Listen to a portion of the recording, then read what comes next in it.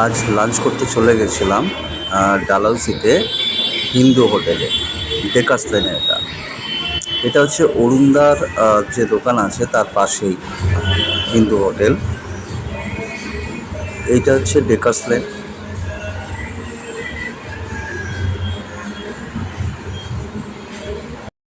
মটর ভাজা, প্লেন আলু ভাজা, কুঁদরি শাক ভাজা, এছাড়া মাছ হবে, চিকেন হবে। কি মাছ আছে? কি মাছ? চিকেন হয়ে যাবে।